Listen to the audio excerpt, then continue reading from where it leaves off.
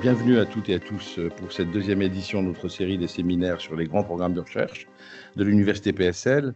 Ces grands programmes ont été lancés début janvier 2025. Ils sont en nombre de 14, plus aussi des programmes d'amorçage.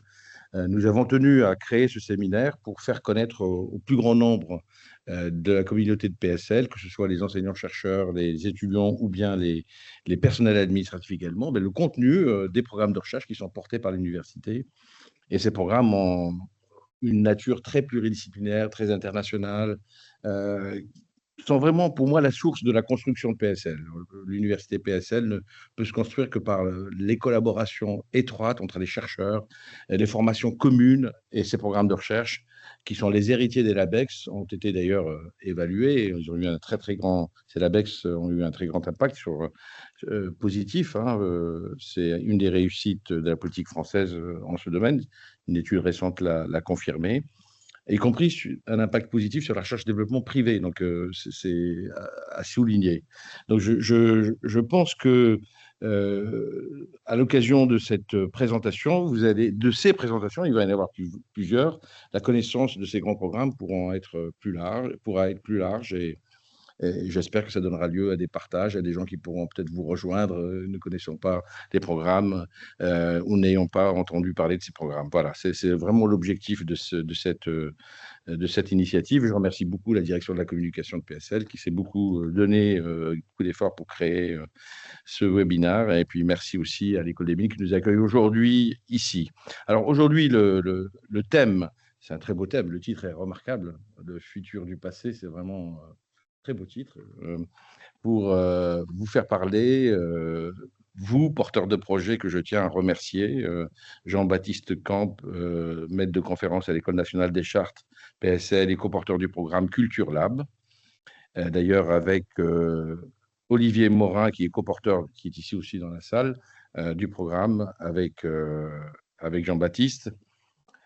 On a également Emmanuel Chaperon, professeur d'histoire moderne à l'Université Aix-Marseille et directrice d'études à l'École pratique des hautes études PSL et coporteuse du programme Faire Collection, qui est le deuxième thème qui sera dans le deuxième programme de recherche qui sera présenté aujourd'hui. Et puis Vincent Elchinger, qui est directeur d'études en sciences sociales, en sciences religieuses, à l'École pratique des hautes études PSL et qui est coporteur du grand programme Les Fabriques de l'Antique, que j'ai déjà eu longtemps l'occasion et le privilège d'entendre au moment du kick-off, du lancement de ce grand programme qui est absolument passionnant également.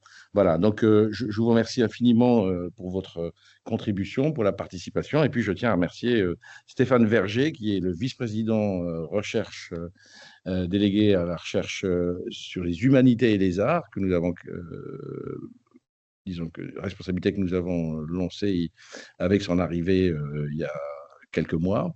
Et nous sommes très heureux que cette politique, avec Anne-Christophe, qui est ici aussi vice-présidente de la recherche, spécifique aux arts et aux humanités, soit conduite de manière aussi dynamique et aussi forte par Stéphane Verger, qui est archéologue et qui a eu la direction des musées de Rome avant leur italianisation. Et donc, on a eu le privilège et la chance de le récupérer à l'université PSL, dont il était membre, puisqu'il est à l'École pratique des hautes études également. Voilà, je vous laisse la parole maintenant à Stéphane pour animer ce webinaire et je serai très heureux de vous écouter. N'hésitez pas à poser vos questions et bonne séance.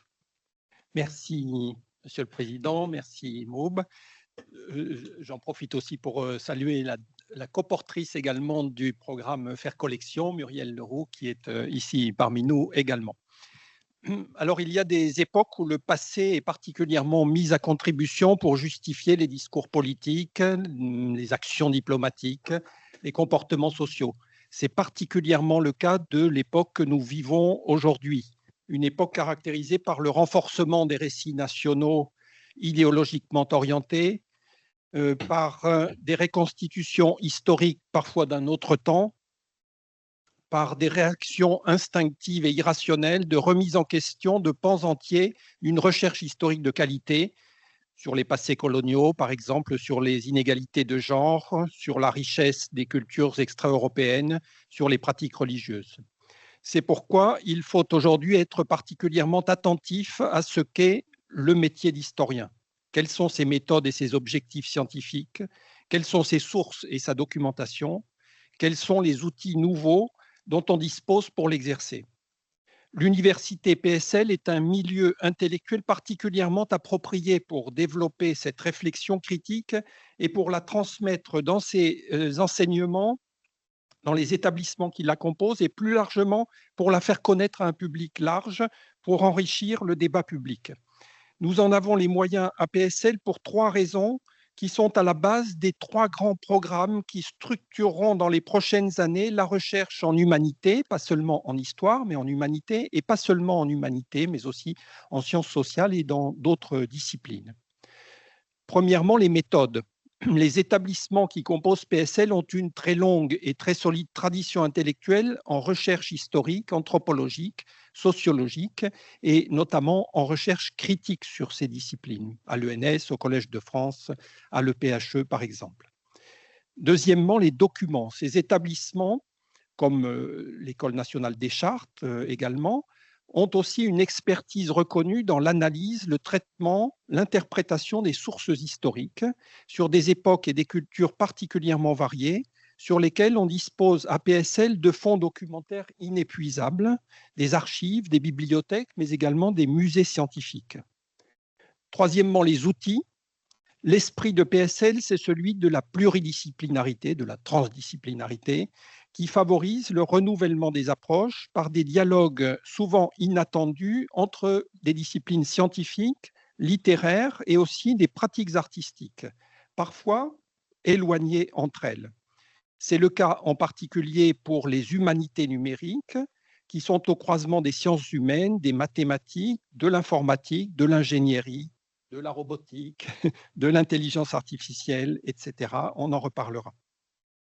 PSL a donc inauguré cette année 3 grands programmes de recherche qui réunissent de nombreux établissements composantes en humanité, en sciences expérimentales aussi et en art. Et ces 3 grands programmes sont complémentaires dans leurs approches et dans leurs objectifs, mais ils ont aussi des domaines communs qui permettront des dialogues entre eux et c'est ce que nous commençons à faire aujourd'hui, comme l'a dit notre président.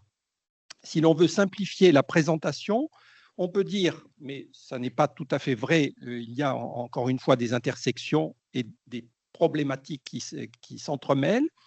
Les fabriques de l'antique développent une approche réflexive et critique sur le passé. Comment construit-on le passé? Comment se distinguent les différentes reconstructions du passé? Et en quoi la construction scientifique historique du passé est intrinsèquement différente de toute autre forme de reconstruction politique, idéologique, religieuse. Et ces types de reconstructions sont elles-mêmes des objets d'étude très intéressants pour l'historien et en particulier pour les fabriques de l'antique. Faire collection privilégie une approche cumulative, patrimoniale du passé. Comment se sont constitués les fonds documentaires, comment ils se transforment, comment ils se recomposent et comment ils sont donc en quelque sorte la chair de l'histoire, les archives, les bibliothèques, les bases de données, les musées, etc. Culture Lab expérimente enfin une approche d'innovation scientifique tournée vers le traitement des données des humanités. On vit une époque de grandes avancées scientifiques qui ont des effets fondamentaux sur les sciences humaines et sociales. On pourrait en citer de très nombreuses dans l'ADN, dans la télédétection, de tout ce que l'on veut. Mais Culture Lab s'intéresse à celles qui proviennent des mathématiques, de l'informatique, des sciences cognitives, de l'intelligence artificielle appliquées aux sciences humaines et sociales. Procédons donc par ordre.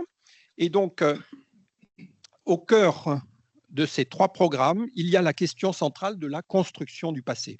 Vincent Elchinger, c'est cette question qui vous intéresse dans les fabriques de l'antique. Pourquoi avoir intitulé ce grand programme « Les fabriques de l'antique » ? Pourquoi au pluriel en particulier et quels sont vos objectifs ? Merci de cette présentation. Alors, concernant l'intitulé du projet, évidemment, il nous a coûté beaucoup d'efforts, beaucoup de réflexions conceptuelles, parce qu'il y avait un certain nombre de choses, évidemment, que nous souhaitions éviter. En particulier, nous souhaitions éviter une référence trop précise à l'Antiquité en particulier méditerranéenne ou gréco-romaine, ou peu importe, malgré le fait qu'évidemment, le projet s'articulait autour d'un certain nombre de revendications des antiquisants de PSL et de l'EPHE. Donc, nous avons choisi l'antique de façon à pouvoir avoir une réponse un petit peu structurelle à ces questions-là. Tout antique, toute construction de l'antique, quelle qu'elle soit et où qu'elle soit, quelle qu'en soit la période historique, mais quelle qu'en soit aussi la base géoculturelle ou la provenance géoculturelle.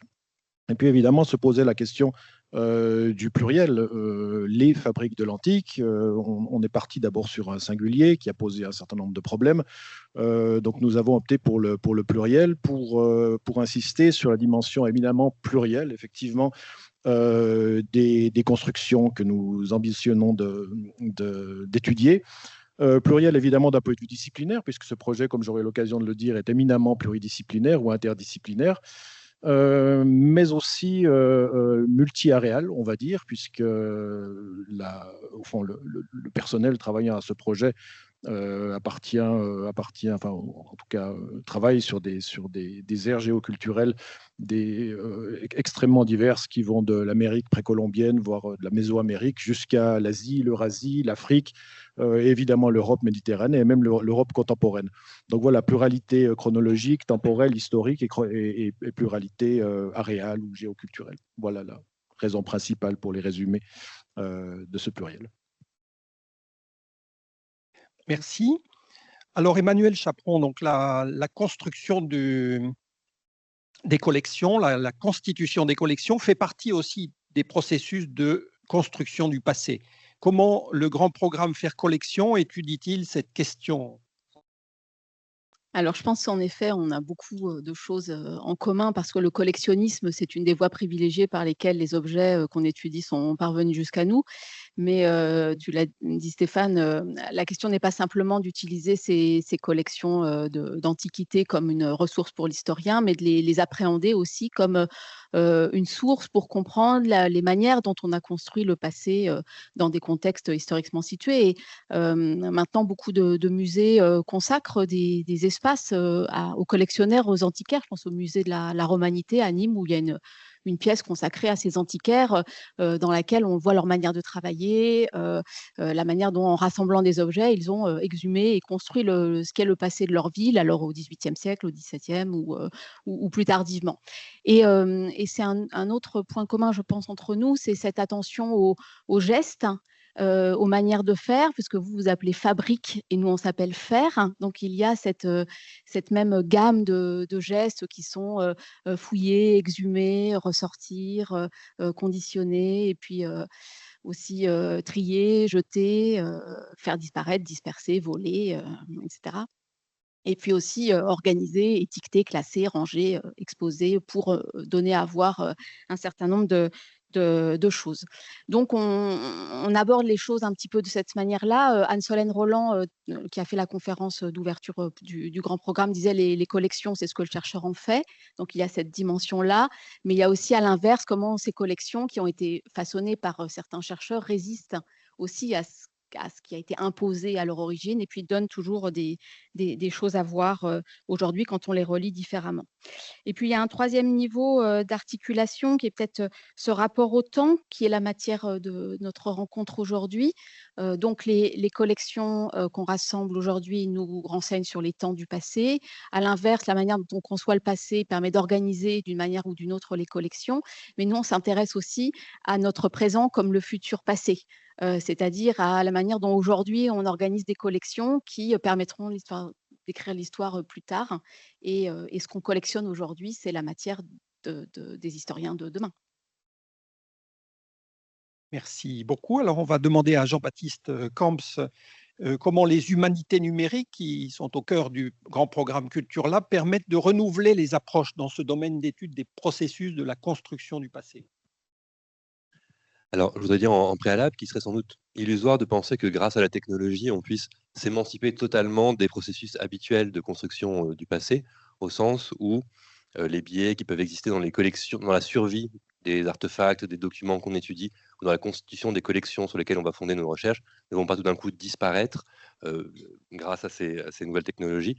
Et de la même manière, les connaissances qu'on va pouvoir tirer de ces sources ne vont pas émerger d'elles-mêmes grâce à l'analyse de données, mais elles nécessitent malgré tout et toujours des humains avec des théories, des hypothèses et un cadre interprétatif. En dépit de cela, ceci dit, les nouvelles méthodes avec lesquelles on expérimente dans le Culture Lab, dans tout ce terme de lab, permettent d'interroger jusqu'à un certain point ces processus de différentes manières. Une des premières manières, peut-être une des plus évidentes, c'est le fait de pouvoir brasser plus large parmi la documentation que, disons, le canon habituel, par exemple, des textes les plus étudiés en littérature ou des sources les plus parcourues. Et là, l'intelligence artificielle, notamment, est d'un grand secours pour pouvoir brasser de vastes collections de documents ou faire de la lecture distante, peut-être on en reparlera plus tard, et prendre en compte des documents qui soit été ignorés jusque-là ou peu traités, ou en prendre en compte, et pouvoir tester des hypothèses sur de vastes collections. Le test d'hypothèse, c'est aussi un des autres aspects que facilitent ces méthodes, la capacité à élaborer des protocoles qui vont permettre de formaliser et de tester explicitement des hypothèses pour pouvoir les rejeter ensuite ou non. Et on peut avoir recours là de manière inter- ou pluridisciplinaire à des arsenaux méthodologiques qui ont été développés dans d'autres sciences, qu'il s'agisse de sciences humaines ou non, et qu'il s'agisse d'utiliser de l'analyse quantitative, de la modélisation mathématique, toute la méthodologie aussi des systèmes complexes, pour pouvoir identifier des corrélations ou tester, simuler des processus et les confronter ensuite à des données historiques. Merci. Alors Emmanuel, faire collection, c'est un sujet très vaste, très riche. Rappelons simplement que dans PSL, on dispose de nombreuses collections au sens large du terme. On peut citer le musée de minéralogie ici à l'école des mines, qui est extraordinaire, que j'invite tout le monde à visiter. On peut citer par exemple à la bibliothèque d'anthropologie Lévi-Strauss, évidemment le grand anthropologue à l'Institut des civilisations du Collège de France, ou bien Vincent, toutes les archives des fouilles archéologiques de par le monde qui sont conservées dans les laboratoires de l'école pratique des hautes études, par exemple, ou de l'école normale supérieure. Alors, comment allez-vous aborder cette richesse et cette diversité des collections? Alors, c'est vrai qu'il y a beaucoup de collections dans PSL. On en a mis quelques-unes ici qui vous montrent la diversité de ce que l'on souhaite embrasser. Ça va des tablettes cunéiformes aux cellules épithéliales et à toutes sortes de données dans toutes les disciplines. Alors, pour cela, on n'est évidemment pas seul. J'ai mis la liste des unités, 9 établissements, etc. Mais surtout, l'important, c'est que ces collections ne sont pas une sorte de bric-à-brac qu'on mettrait sous un vaste parapluie qui s'appellerait collection, mais que c'est vraiment cette diversité le moteur et la condition même de notre réflexion, parce que on souhaite développer une réflexion, nous aussi, pluridisciplinaire et très diachronique, avec une pluridisciplinarité qui ne serait pas chacun travaille sur sa collection dans sa discipline, mais des regards croisés sur une même collection. Qu'est-ce qu'un historien des sciences, qu'est-ce qu'un sociologue, qu'est-ce qu'un biologiste peuvent dire de cette collection de cellules épithéliales. Donc, quand même, l'enjeu, c'était de faire travailler tout ce petit monde les uns avec les autres. Donc, j'ai mis ensuite ce qui est, alors oui, pour rendre hommage aussi à nos hôtes ici, ces merveilleuses collections de l'école des mines qui fait partie du périmètre de Faire Collection. Et surtout, sur la diapo d'après, vous montrer comment on travaille à partir de 4 questions pour que les énergies soient fédérées autour de ce questionnaire commun. Donc, un premier ensemble de questions autour de la fragilité des collections. L'idée est de montrer que derrière ces collections, aussi institutionnalisées qu'elles puissent être, il y a une dimension de fragilité qui est celle des collections d'aujourd'hui. Par exemple, lorsqu'on n'arrive plus à documenter le lien entre l'objet et son terrain d'origine, d'où les chantiers de recherche qui sont lancés par les FEO, par exemple, dans le cadre de Faire Collection, pour reconstruire ce fil à rebours, ou lorsque les collections sont revendiquées. Stéphane en a parlé aussi, les revendications politiques sur certaines collections, c'est aussi une source de fragilité pour les collections. Et puis surtout, fragilité des collections d'aujourd'hui, celles qui sont en train de se faire ou en train de se défaire sous nos yeux sans qu'on en ait forcément conscience. Et j'avais mis sur la première diapo l'image du laboratoire de Michel Chabert juste avant le déménagement du laboratoire et juste avant qu'on se demande ce qu'on allait faire de tous ces instruments Est-ce qu'on les jette? Est-ce qu'on en fait une collection parce que les objets sont périmés? Est-ce qu'on les maintient en vie? Donc ça, c'est la première dimension de cette fragilité de nos collections. D'où aussi une dimension un peu prospective ou prescriptive sur ce qu'on fait aujourd'hui avec nos données, avec nos livres, avec nos archives, avec nos objets de recherche et d'enseignement. Et puis la deuxième dimension, ça a été indiqué en introduction par notre président, c'est ce que les collections font à la recherche et aux communautés aussi. Comment est-ce qu'on fait communauté avec nos collections? Alors, on est ici dans le bon endroit pour en parler parce qu'on sait que l'école des mines s'est construite autour de ces collections. Les travaux d'Isabelle Laboulay montrent que les savants donnaient leurs minéraux, donnaient leurs archives, leurs livres et qu'ils ont construit cette communauté minéralogique autour de ces collections d'objets. Mais évidemment, aujourd'hui, dans PSL, l'enjeu, c'est d'aller au-delà, d'arrêter de travailler par établissement et de se rappeler que la République des lettres, la République des sciences, comme notre monde académique d'aujourd'hui, c'est un monde mobile, un monde fluide. On commence sa carrière ici, on la poursuit là, on la finit là, et que les collections sont un miroir de cette mobilité. Un chercheur, en fin de carrière, il donne ses archives ici, ses livres là, il laisse ses objets ici, il laisse plein de choses dans son bureau et on en fait ce qu'on veut. Enfin, ça fait partie aussi de la fragilité de ces collections. Voilà. Et donc, c'est aussi une réflexion, faire collection sur ces collections dispersées, partagées, disputées, parce que tout le monde ne travaille pas forcément en bonne intelligence, et comment est-ce qu'on peut travailler ensemble à partir de ces objets qui sont à nos points communs dans la recherche comme dans l'enseignement. Et voilà, pour finir, j'ai mis la collection des facsimilés de paléographie de l'École des Chartes que je trouve magnifique. Elle est belle. Voilà. Merci. Alors, je me souviens que dans les journées de lancement de Fabrique de l'Antique, il y a eu aussi des discussions sur les collections. Par exemple, Benoît de l'Étoile, pour continuer sur ce que tu disais, avait montré ces petits musées de proximité qui sont créés au Brésil par les communautés elles-mêmes qui construisent leur histoire avec des objets du quotidien, avec du Louvre jusqu'à ces musées. Il y a un continuum de la construction du passé finalement et de son propre passé. Et donc les fabriques de l'antique vont travailler sur ces questions. Avec quels partenaires, Vincent? L'une des originalités de FAN, donc des fabriques de l'antique, c'est d'avoir choisi d'emblée de travailler, dans la mesure du possible, en tout cas avec des musées, et avec des musées qui reflètent autant que possible la pluralité à la fois disciplinaire, mais aussi encore une fois aréale, géoculturelle à l'œuvre dans FAN.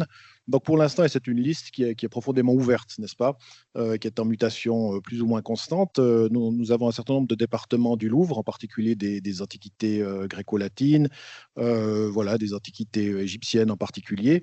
Nous avons une collaboration avec le musée Guimet ainsi qu'avec le Petit Palais, qui a accueilli d'ailleurs la deuxième des 2 journées de lancement du programme FAN, les 24 et 25 mars dernier, à l'occasion d'une journée tout à fait mémorable là-bas.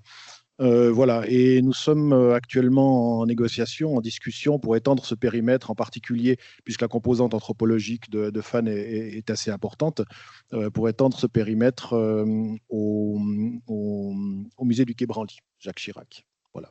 Et encore une fois, la liste est ouverte. On le voit au niveau des unités de recherche qui, je ne vais pas dire quotidiennement, mais enfin, en tout cas, hebdomadairement, cherchent effectivement à rejoindre le programme FAN, soit qu'elle n'en ait pas été avertie suffisamment tôt, soit qu'elle n'y ait pas prêté toute l'attention nécessaire. Mais enfin, voilà, elle cherche à l'intégrer et c'est une belle chose. Voilà. Bien, Jean-Baptiste, là sur les collections, tu en as déjà un peu parlé tout à l'heure, mais enfin, on a l'impression quand même que les humanités numériques et tout ce que ça concerne ont tendance à révolutionner le traitement des collections, mais aussi le traitement, par exemple, de l'entretien des collections. Hein. Les questions de conservation, de conditions de conservation, on pense qu'il peut y avoir un suivi, peut-être un monitorage, disons, des collections par l'intelligence artificielle, par exemple. Alors oui, on peut dire qu'en fait, la révolution du traitement des sources par les méthodes computationnelles est déjà en cours depuis quelque temps à présent, et grâce notamment aux progrès qui sont faits très rapidement dans des champs comme la vision par ordinateur, le traitement automatique des langues, maintenant les grands modèles de langue, etc. C'est des ressources qui n'ont pas été forcément conçues pour servir aux historiens à la base, mais qui se transposent bien au traitement de nos sources. Bien sûr, ça nous revient à nous en tant que chercheurs, conservateurs, etc., de réaliser ce travail, puisque ce n'est pas forcément Google qui va s'intéresser aux manuscrits médiévaux directement. Ce que permettent ces technologies, c'est effectivement la prise en compte d'assez vastes corpus de documents. Un exemple, par exemple, qui est souvent évoqué, c'est la transcription assistée par ordinateur, qui permet de donner accès en plein texte à des vastes collections de documents, y compris des documents manuscrits maintenant. C'est-à-dire qu'on peut très bien imaginer, il existe déjà des cas où on peut faire de la recherche plein texte dans des corpus de manuscrits médiévaux, ou alors extraire ce texte pour le faire passer par toutes sortes d'analyses, par exemple de lecture distante du contenu. Merci. Alors, on va rester avec toi, le futur du passé. Donc, ça passe en effet par le développement d'outils de traitement innovants. On a l'habitude d'appeler ça les humanités numériques, mais là, il y a peut-être quelque chose à expliquer sur ce terme et aussi peut-être dire si c'est bien ça exactement qu'étudie Culture Lab ou bien si c'est autre chose. Donc, à toi de. Alors, oui, ce terme d'humanité numérique, c'est un terme qui est en vogue depuis les années 2000. Avant cela, on parlait soit d'humanities computing dans le monde anglo-saxon, ou de méthodes quantitatives pour les historiens dans le domaine français. Humanité numérique, c'est un calque de l'anglais qu'on peut interroger sur ces deux termes finalement. C'est quelque chose que nous avons fait dans les choix terminologiques du Culture Lab, où on préfère parler de sciences humaines et sociales computationnelles. Je vais voir si mes diapositives arrivent ou non, sinon c'est pas très grave. C'est-à-dire un domaine qui se situe à l'intersection entre l'expertise traditionnelle des sciences humaines et sociales, la capacité à élaborer des théories formelles sur la culture, et ensuite la capacité à les tester avec l'aide de méthodes computationnelles, c'est-à-dire de méthodes fondées sur le calcul, qu'elles relèvent de l'intelligence artificielle, qu'elles relèvent des méthodes quantitatives, qu'elles relèvent de la formalisation mathématique et ainsi de suite. Si on peut passer là, ouais, merci. Donc l'idée qui est derrière Culture Lab, c'est que les sciences humaines et sociales ont depuis longtemps des théories fortes, et qu'aujourd'hui, on peut revenir à ces théories pour les tester sur des masses de données qui seraient sinon difficiles à traiter. On parle parfois de déluge de données, donc c'est quelque chose à laquelle on est confronté aussi dans les sciences historiques. Et donc l'idée est de se passer à cette intersection que j'évoquais entre théorie sur la culture, expertise des sciences humaines et méthodes computationnelles. Si on peut passer à la diapositive suivante. Donc, une des questions qui nous anime, c'est est-ce qu'on peut formuler des théories générales de la culture pour essayer de mieux comprendre des évolutions observées dans les données des cultures humaines sur les derniers millénaires. J'ai mis ici quelques exemples des questions qu'on a pu étudier. Par exemple, pourquoi les écritures possèdent des similarités graphiques au niveau mondial? Est-ce qu'on peut les comprendre et les expliquer? Qu'est-ce qui permet d'expliquer aussi l'explosion des récits fictionnels accordant une grande place à l'amour, tel qu'on l'observe par exemple avec l'éclosion de l'amour courtois en France au XIIe siècle, mais qu'on observe dans d'autres contextes au niveau mondial, et ainsi de suite. Et est-ce qu'on peut revisiter ces hypothèses qui existent dans les sciences historiques? Par exemple, Duby a déjà écrit sur cette question de l'éclosion de l'amour courtois. Est-ce qu'on peut les revisiter à l'aune de ce que permettent les méthodes computationnelles? Et donc pour ça, on a proposé ce grand programme de Culture Lab. Si on peut passer peut-être à la diapositive encore suivante, qui cherche à structurer ce qui se fait en PSL avec ces approches. Il faut savoir que ce domaine des sciences humaines et sociales computationnelles n'est pas un domaine qui est très structuré. Il n'y a pas de section du CNRS qui soit dédiée ou du CNU. Il n'y a pas de laboratoire qui soit entièrement dédié à ces approches. Ce qui existe, c'est des individus qui, dans différents laboratoires, pratiquent ou s'intéressent à ces méthodes.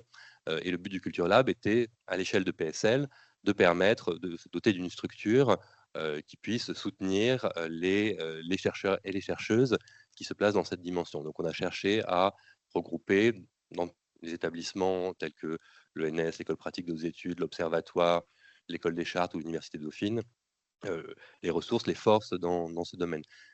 On a constitué ainsi un programme qui se veut aussi interdisciplinaire et qui laisse une place à des chercheurs venant à la fois des sciences cognitives, des sciences humaines, des sciences sociales, comme des mathématiques, de l'informatique et ainsi de suite. Merci. Oui, alors merci beaucoup pour ces précisions. Et l'un des chantiers prochains de PSL, ça sera de structurer en effet le domaine des humanités numériques ou des sciences computationnelles. Enfin, et parce qu'il y a, comme tu le disais, c'est très éclaté dans de nombreux laboratoires, dans de nombreuses disciplines, dans de nombreux établissements. Donc, il faut, là, je dis au président, il faudra revoir ça très en détail à partir de. Voilà, c'est ça, oui, avec le cluster IA, etc. Mais nous aurons l'occasion d'en reparler. Et alors, et c'est aussi parce que, Emmanuel, dans les dernières décennies, on a assisté à une énorme transformation des archives scientifiques, en fait, qui sont passées, pour simplifier, du papier au digital. Et donc, ça pose des problèmes de conservation, des problèmes de taille d'archives, etc. La photogrammétrie, par exemple, en archéologie, a fait exploser le nombre de terras dans les laboratoires pour la conservation sur les serveurs. Et je crois que Faire Collection a cet objectif aussi de traiter cette transition importante. Alors peut-être pas de la traiter, certainement pas de la résoudre, mais en tout cas d'y réfléchir, parce que c'est vrai qu'elle s'est accompagnée de pertes massives de données. Enfin, des pans entiers de notre information scientifique ont été mal conservés. On a tous en tête des bases de données qui ont disparu totalement parce que les équipements sur lesquels ils étaient stockés ou le format n'a pas été correctement suivi. Alors on a ces sortes de, comme les conservatoires de graines qu'on met en Norvège pour le futur d'après l'apocalypse, sauf que là on a nos bases de données dans des ordinateurs qu'on ne pourra plus jamais lire. Donc il y a cette question qui est importante. Alors non seulement pour les données, mais aussi pour tout ce qui environne ces données, tout ce qui permet aujourd'hui de reconstituer l'écosystème scientifique d'un projet, les messages, les notes, voilà, tout ce qu'on ne garde plus sous format papier, qu'on ne garde pas non plus forcément sous format numérique. Et c'est pour ça que Faire Collection avait aussi proposé de réfléchir plus largement à l'archivage des données produites par les grands programmes de recherche aujourd'hui, pour maintenir la possibilité d'écrire dans 30 ans, dans 50 ans, ce que l'on faisait aujourd'hui en termes de recherche sur projet.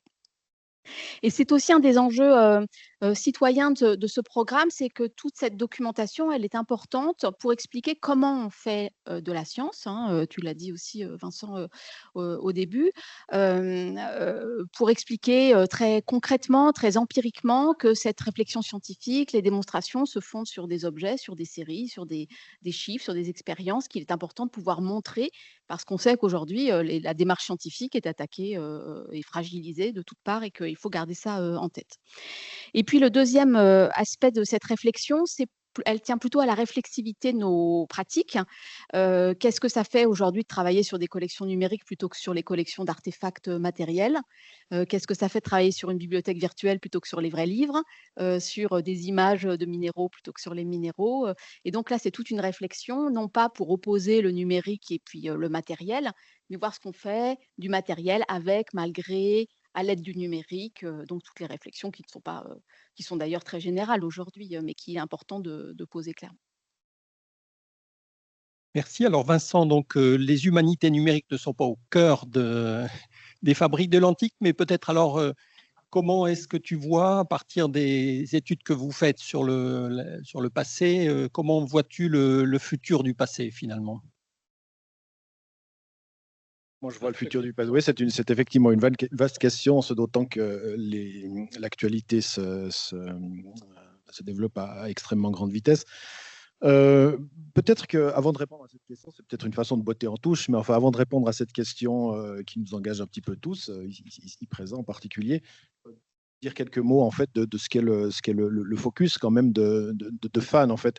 FAN, à l'origine de FAN, en fait, il y a la réflexion d'un certain nombre de spécialistes de l'Antiquité que nous avons cherché à visibiliser. Il y a dans PSL un potentiel, notamment d'études liées à l'Antiquité, mais d'études aréales plus généralement, d'études liées aux langues et aux langues de différentes cultures, qui est absolument énorme, qui n'est évidemment pas sous-exploité, mais qui n'est peut-être pas suffisamment structuré.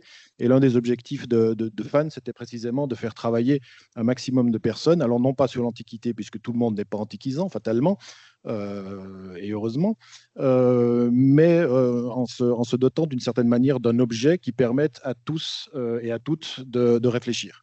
Et c'est la raison pour laquelle nous avons opté pour la dimension plutôt constructive ou constructiviste, c'est-à-dire à la façon dont chaque société, et encore une fois sur un périmètre extraordinairement large, que je n'ai pas à répéter, chaque société construit d'une certaine manière le passé. Comment elle construit le passé, comment elle se le représente, et non seulement le passé de façon générale, mais l'antique dans un sens, je dirais, peut-être plus normatif, c'est-à-dire au sens du classique qui fait norme, avec notamment aussi la question du primordial, la question de l'archaïque, la question de l'originel, n'est-ce pas, qui lui aussi, cette sorte d'illud tempus, n'est-ce pas, qui fait norme. Et ça, c'est une dimension extrêmement importante de FAN qui alors, à partir de là, s'articule autour justement de trois axes principaux. Dans le premier, qui nous permet de bénéficier de l'apport de l'Observatoire de Paris, qui est un des partenaires tout à fait importants et très engagés de FAN, ce qui nous fait grand plaisir, non seulement au niveau de l'histoire des sciences et de l'histoire de l'astronomie, mais aussi au niveau de l'astronomie comme telle, de la cosmologie. Nous avons eu en ouverture d'une journée de lancement un exposé magnifique du planétologue Jacques Lascar, qui a montré aussi quelles pouvaient être les interactions entre géologie, archéologie à la marge, mais aussi évidemment planétologie. C'était absolument passionnant. Donc, ce premier axe porte sur la construction du temps, à la fois par les sciences, mais aussi la construction sociale du temps, ou les différentes constructions sociales du temps. Nous avons un deuxième axe qui porte, alors lui, plus particulièrement sur des phénomènes, alors moins de réception et de transmission, encore que des questions, encore une fois, de construction, de représentation, de réinterprétation du passé. Et enfin, un troisième axe qui porte, lui, plutôt sur la construction linguistique du monde. Voilà, et sur les écritures, où justement la dimension des humanités numériques, enfin, quelle que soit la façon dont on veut les nommer, va jouer un rôle assez considérable, malgré le fait qu'il n'est pas effectivement au centre du projet. Voilà. Une toute petite chose quand même, à évoquer justement les partenariats, j'aurais dû mentionner d'emblée que nous allons travailler très étroitement, et nous l'avons déjà fait, avec le réseau des écoles françaises à l'étranger. C'est le cas de la Casa Velasquez à Madrid, c'est le cas de l'école française de Rome, d'Athènes, de l'école française du Caire, c'est-à-dire de l'Institut d'archéologie orientale, et aussi du réseau extraordinairement dense de l'école française d'Extrême-Orient, qui est évidemment lié à PSL, de l'Inde au Japon, en passant par l'Asie du Sud-Est et la Chine. Donc voilà, c'est un potentiel énorme. Voilà, merci. Merci. Mais merci d'avoir rappelé ce partenariat très, très important, en effet, entre PSL et le réseau des écoles françaises à l'étranger, qui nous sont particulièrement chères. Alors maintenant, donc, nous allons voir si dans le public, il y a des questions, et je demande à Vincent Petit. Pas encore. Donc, alors, moi, j'aurais une question à vous poser. Donc, on a parlé évidemment des pratiques scientifiques, mais ces pratiques, on l'a vu dans tout ce que vous avez dit, sont tournées vers le public, sont tournées vers le débat public en particulier, et en particulier en ce moment. Alors, quelle est la dimension de restitution au public et dans le débat public de vos travaux dans les 3 grands programmes? Alors, je ne sais pas qui veut commencer, Emmanuel, peut-être?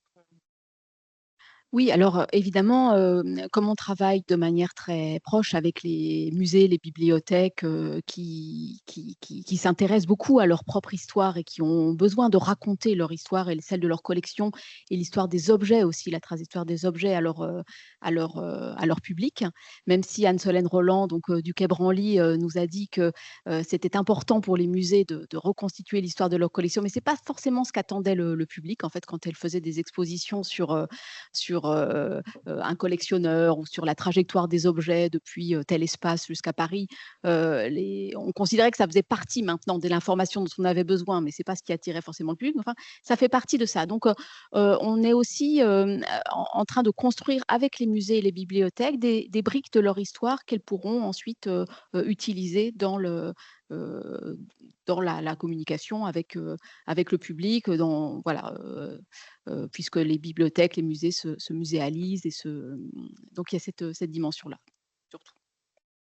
Oui, j'ai remarqué en effet que le public est très intéressé actuellement par des récits, en fait, des récits d'objets. Alors donc c'est par exemple la question de la biographie sociale des objets, qui a été longtemps une question scientifique depuis les années 1980 à Padouraille, etc. Et puis qui maintenant est vraiment au cœur de la visite des musées. On doit raconter l'histoire des objets. Une statue, ça n'est pas une statue comme on pouvait le penser jusqu'aux années 60, qui est telle quelle depuis l'Antiquité, mais c'est une statue qui a eu une histoire, qui a été restaurée, qui a été recomposée, qui a été bidouillée, qui a eu des expositions, etc. Et donc je crois que c'est ça aussi qui fait que la construction du passé passe par des récits, autant que par des... Mais ces récits, actuellement, il faut vraiment les maîtriser scientifiquement. C'est ça l'enjeu, je crois, des 3 grands programmes. C'est qu'il faut montrer qu'il y a une solidité de la méthode scientifique, de la documentation inépuisable et des outils innovants qui permettent d'avoir un discours inattaquable, disons, mais qui permet aussi d'impliquer les gens dans la construction de récits qui sont fondés sur un raisonnement historique scientifique, en fait. Et donc là, toutes les forces de PSL sont nécessaires pour faire ça. Mais je vais demander à Vincent.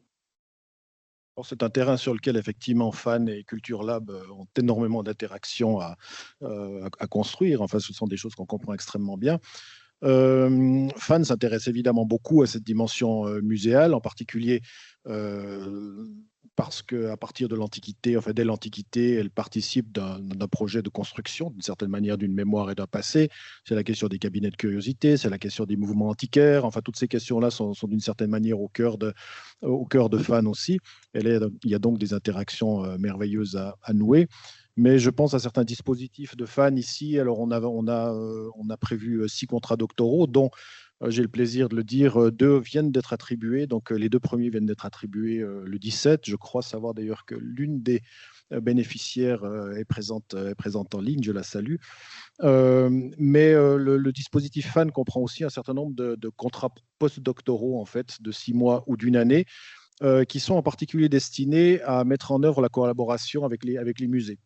Et là, on pense en particulier, encore bon, toutes ces choses seront à formuler et à envisager le moment venu, c'est-à-dire dès cet automne, mais on pense en particulier justement à la mise en valeur d'un certain nombre d'objets, c'est-à-dire la mise à disposition des musées de certaines compétences scientifiques pour la valorisation de certains objets, en particulier pour en écrire l'histoire de la transmission, de la création et de choses comme ça.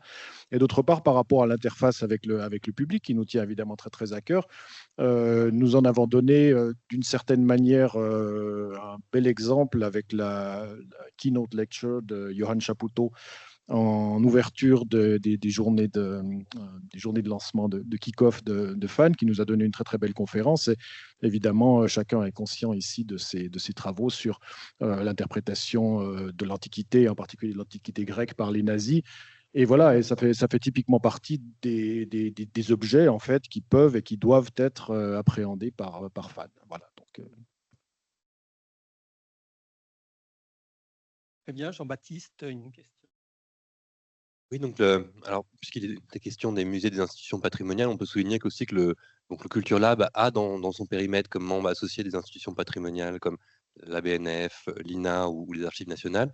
Et une des missions qu'on s'est fixées dans ce partenariat, c'est de pouvoir repartager, rendre disponible au public des données enrichies qui seraient produites dans le cadre des travaux du Culture Lab, c'est-à-dire de pouvoir rendre à ces institutions qui nous donnent accès à leur collection des annotations, de l'information supplémentaire qui puisse ensuite avoir une vocation d'utilisation plus large auprès du public.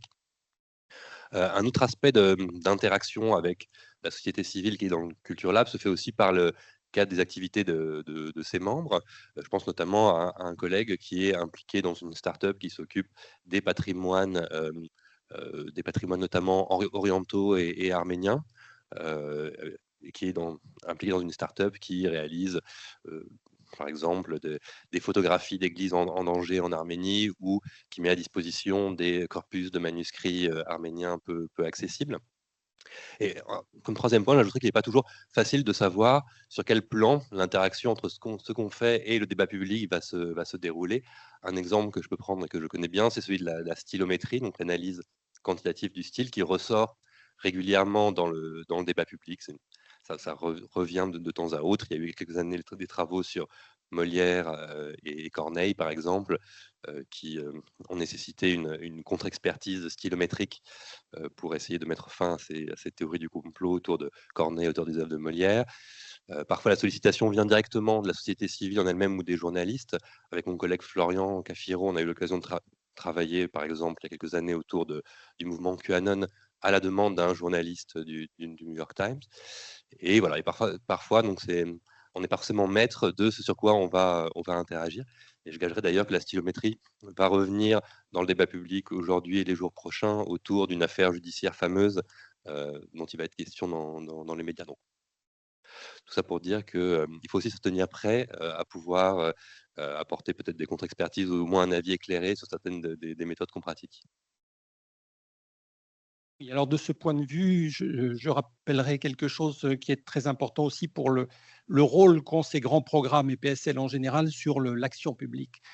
Par exemple, il y a quelques semaines, vous savez, il y a eu cette proposition d'amendement dans la loi de simplification qui permettait pour des grands projets d'intérêt national de ne pas faire de diagnostic archéologique préalable, comme c'est de règle, c'est la loi depuis les années 1980 en France.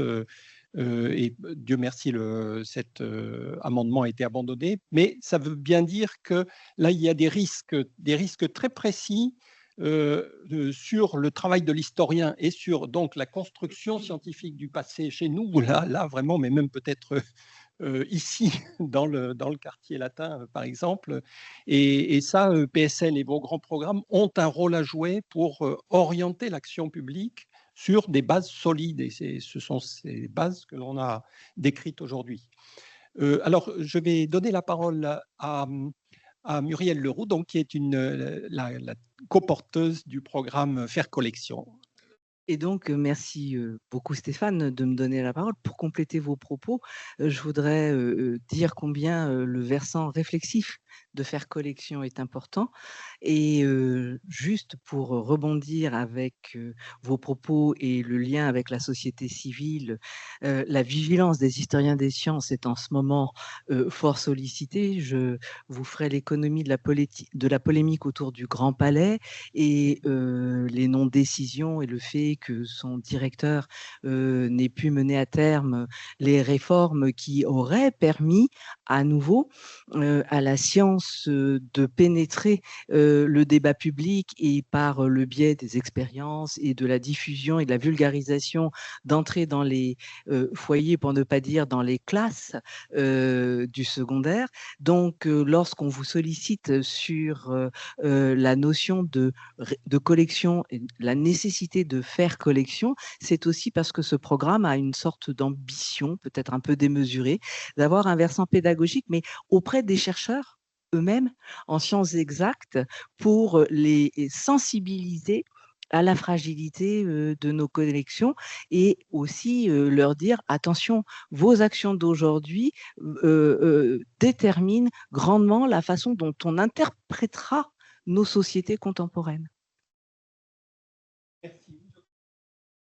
Ce que l'on a vu aujourd'hui, c'est qu'il y a à la fois une très grande solidité de nos disciplines et en même temps une très grande fragilité des collections, des archives, de la documentation et aussi de notre présentation dans le domaine public. Donc c'est ça, je crois, ce à quoi il faut être attentif dans la gestion de ces grands programmes, c'est cette ambiguïté, ce paradoxe qui est que nous, on sait qu'on fait quelque chose de très solide scientifiquement, mais en même temps, à l'extérieur, il peut y avoir une impression de fragilité parce qu'on a de nouveaux types d'archives, par exemple, qui ne sont plus pérennes. Pour terminer, donc, je me permets de repasser la parole à notre président Helmut Mood pour une brève conclusion.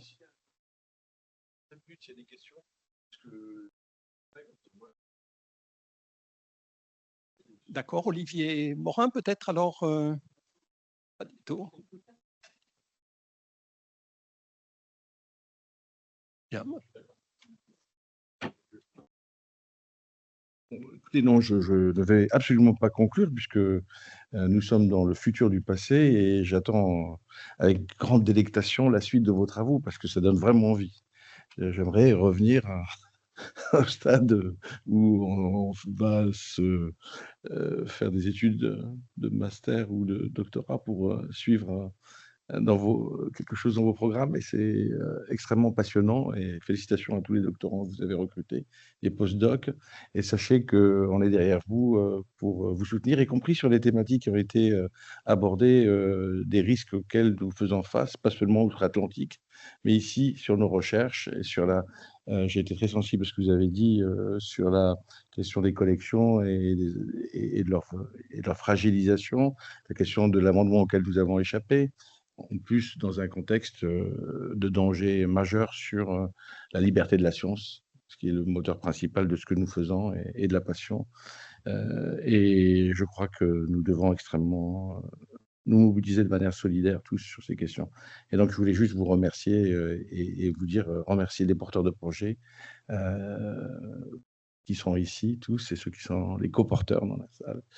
Parce que sans vous, évidemment, cette dynamique pour porter des objets communs au plus haut niveau au sein de PSL et fédérer les équipes pour construire PSL par le bas, ce que je souhaite vraiment qu'on fasse, avec des coopérations renforcées entre les laboratoires et entre les établissements, eh bien, ça puisse passer par votre engagement et votre passion. Et merci encore, et je laisse la parole maintenant à Stéphane pour terminer. Et puis, je remercie toutes les équipes qui ont permis à ce webinaire d'avoir lieu. Merci beaucoup. Donc, moi aussi, je vous remercie tous et toutes. Les personnes, les co-porteurs du programme Fabrique de l'Antique aussi, hein, qui sont Vassa Kontuma et Andreas Stoder, voilà, qui sont sur des terrains, je crois. Et voilà, donc pour dire, Vincent Elschinger part demain ou je ne sais plus, mardi au Tibet au Népal, pardon, au Népal pour un terrain. Avez-vous des actualités particulières? Non, je vais vous dispenser de mon agenda. Je pense que pour les membres du Culture Lab, une des activités qui arrive bientôt, c'est le colloque Digital Humanities, qui est le grand colloque mondial qui réunit les spécialistes du domaine et qui a lieu une fois tous les 3 ans en Europe. Et donc cette année, il aura lieu à Lisbonne et je pense qu'on sera nombreux à s'y rendre. Bien, merci beaucoup. Alors, au prochain webinaire qui aura lieu après les vacances d'été, je pense.